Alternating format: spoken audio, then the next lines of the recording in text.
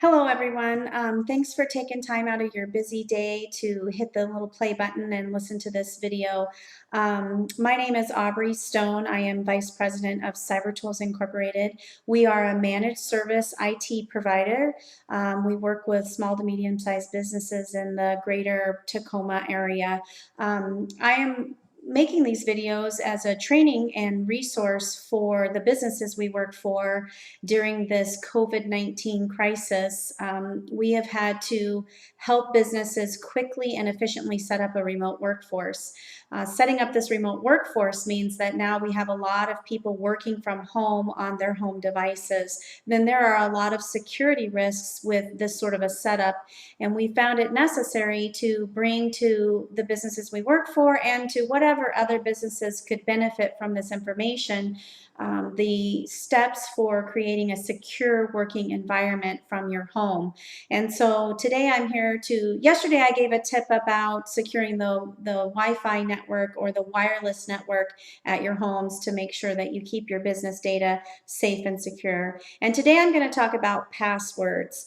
Passwords are kind of a thing that we are all pained by, not just business owners, employees, but even us IT gurus are also pained by passwords. It's kind of something that we've educated on and told people best practices in password management, but then people kind of just did their own thing, and a lot of times didn't listen to that advice or didn't want to listen to it. And I can so relate to that. Passwords are a pain. There are so many of them that we have to remember, and there are so many different devices. And there's devices, there's applications, and there's websites that we log on to that all require a different password. And it just becomes a nightmare trying to manage them all. But today, in what we're dealing with in the crisis of COVID and the remote workforce and the high emotions that are going on in this industry right now, is not the time for us to ignore how important good password etiquette is. We all have information that we want to protect for the businesses that we work for, and that starts with a secure password. That is your number one defense against these cyber criminals. As I said in yesterday's video, we have seen an alarmingly big uptick in the amount of cyber criminal activity that is going on. These cyber criminals are taking advantage of the situation, and they are preying upon people's emotions and the fact that people are frantically trying to discover how they're going to be working right now. And because of that, they're finding loopholes and doing whatever they can to steal people's data, take it for ransom, things like that. So today I want to give you 6 tips on how to make sure your password is secure. I'm begging with you, if you are one of my clients or an employee that works for one of my clients, that you follow these tips and that you take them seriously, because it really is how we're going to keep the business data that we're working with from home secure. So number one, the first tip I want to talk about is making your password long and strong. Used to be, complex. Make your password as complex as you can. And we still want you to include some of those complexity requirements, such as a character or a punctuation or something like that within. Perhaps a capital letter within your password, but we're really encouraging people to make your password the longer, the better. Consider using phrases. That's the second tip today, is consider using phrases in your passwords, things that are easy to remember, such as don't forget to stand, or stopping dash woods dash snowy dash evening. That can really help you to get that complexity or that length that helps. So, because the way that cyber criminals try to take your password is they can get connected to one of the areas you're logged into, and then they try to guess your password by putting a bot. They can put a bot on that just tries to crack this password over and over and over and over and over and over until it does. The longer and the more complex the password is, the harder it is for them to guess that password or to crack it. Guessing and cracking are kind of the two ways that, or tricking you to entering your password on a phishing attempt. You're seeing a lot of those emails go around that are luring you. Hey, your package is stuck at UPS. Click here, enter your email credentials, and your release your package, those kinds of things. Those are the ways that they're getting your passwords. So you don't want to, you want to keep it long and strong. Number 3, you need to use a unique password for each application, each website you visit, each site you go to, whatever you're using a password for, you need to use a different one across every single one of those situations. If they were to get a hold of your password that you use across 10 different applications, and they've been watching your email behavior for some reason, or something of that nature, they then know where you go and have the password of where you go. So you want to make sure that you vary those across all of those platforms, a different password for each one. Keep your passwords a secret. Don't share them with other people. Don't write them down and put them under your keyboard.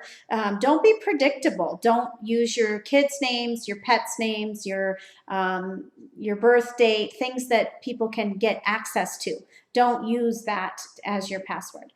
And the other piece of advice that I have is to never on a public computer log in and use important passwords that get you to important pieces of information, your banking, your online software application that you use for work, all those kinds of things. You don't want to do that on a public computer, nor do you want to do that on a public network, even on your own computer. If you're at Starbucks and you're not on and you don't have a private VPN running on your computer, a piece of software that keeps your connection to the internet secure, and you don't want to use that kind of stuff publicly. So also, use two-factor authentication whenever you can. Two-factor authentication is a two-step verification process that you'll go through. It's really easy to set up, and it's one of the most powerful steps you can take to protect your online accounts. It requires a second form of authentication when you're trying to log on. So you go to log on to your banking site, you log in with your name and your password, and then it asks you for the code that it has now sent you in a text message to your mobile phone. So that mobile phone and that code being that second line of authentication needed. So there are a lot of applications out there that are allowing you to use two-factor authentication, and we are begging you to use that whenever you can. The last piece of advice I'm going to give today, or encouragement for you, is I know these passwords are a pain, and I know that you're probably ready to tune me out at this time, because the thought of trying to redo them all and memorize them all is just a daunting task. But what I'm going to tell you is a great resource is to use a password manager. Password managers are security programs that securely generate and store and retrieve your passwords for you. It is an application that you can use, and you type in just one password to get access to it, and then it has all of your other passwords stored, and it even will automatically transfer those passwords for you over to the sites that you're logging in on. Some of the ones that are good, leading names, things we've heard and used and liked, LastPass, 1Password, those are two that are really good. I really encourage you to use one of those to keep your passwords and keep them secure. And again, on that password, to get into that application, make that password long and strong, give it some complexity, and make sure it's not something you've used somewhere else. Change it frequently. It does not hurt to change those passwords, especially when you have that little brain keeping track of those passwords for you. One last thing I'm going to share today is, please, when you're on a browser, if you're on a laptop and you have a browser that is always asking you, do you want me to store this password? Many of us are using our browser to store our passwords, and if you were to lose that laptop and somebody were to guess the password to get into it, then they can use all those passwords stored in your browser to get wherever you are. So probably not the best practice to be storing passwords in your browser, but using a password manager kind of acts like that. So it's a good way to do that. Once again, we're just really thinking of all of you during this very difficult time in the world, and our hearts are just open to whatever we can do to help businesses succeed. We want to succeed. We want you to succeed. I have been on numerous conference calls and attended a lot of virtual meetings concerning this horrible situation and what business owners are doing across the nation. Today I was on a conference call with probably 1,000 other MSPs that are like us, managed service IT providers across the nation, and we were all just sharing ideas and talking about how we can help our clients and help their businesses stay productive. I do have some resources at my fingertips. I do have some advice. I would love it if you would reach out to me if you have any questions or you're just want some encouragement on what people are doing. I'd love to chat with you. So there's a link down at the bottom of this email today that allows you to get some time on my calendar. Please do.